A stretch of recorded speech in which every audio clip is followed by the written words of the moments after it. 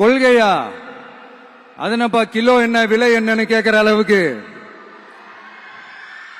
அப்படி ஒரு கட்சியை ஒண்ணு நடத்திக்கிட்டு அந்த கட்சியினுடைய தலைவர் தமிழ்நாட்டு முதல்வர் சொல்றாரு, நமக்கு கொள்கை இல்லையா? எப்படி நமக்கு கொள்கை இல்லையா? பிறப்புக்கும் எல்லா உயிருக்கும்னு ஒரு அடிப்படை கோட்பாட்டை நம்ம கட்சியினுடைய ஒரு முக்கிய கோட்பாட்டை அறிவிச்ச நமக்கு கொள்கை இல்லையா? எல்லாருக்கும் எல்லாமும் கிடைக்கணும், சமூக நீதி கிடைக்கணும், அந்த சமூக நீதி உண்மையான சமூக நீதியா இருக்கணும், சாதிவாரி கணக்கெடுப்பு நடத்தணும்னு ரொம்ப ஸ்ட்ராங்கா சொன்ன நமக்கு கொள்கை இல்லையா? CAA அறிவிச்சதுக்கு அப்புறம் அப்ப நம்ம கட்சி ஆரம்பிக்கிறதுக்கு முன்னாடியே எதிர்த்த நமக்கு கொள்கை இல்லையா? வகுப்பு சட்டத்தை எதிர்த்து உச்ச நீதிமன்றத்துக்கு முதல்ல போன நமக்கு கொள்கை இல்லையா?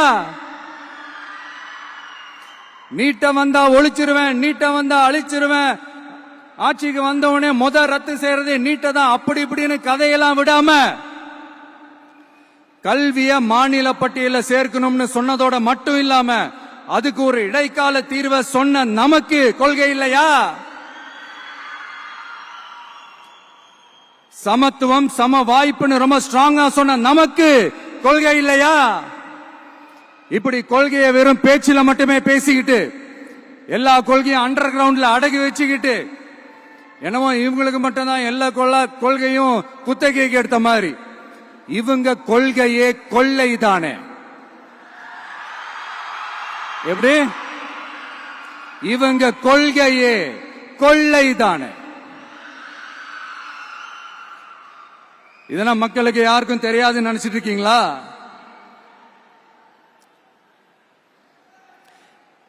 எங்க கட்சி ஒன்றும் சங்கரமணம் இல்லைன்னு சொன்னது யாரு? யார் சொன்னாங்க? ஏன் சொன்னாங்க? எதுக்கு சொன்னாங்க?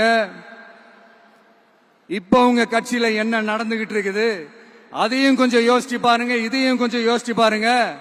அதனால பாப்பா, பவள விழா பாப்பா, நீ பாசாங்கு காட்டாத பாப்பா, நீ நல்லவர்கள் போல் நடிப்பதை பார்த்து நாடே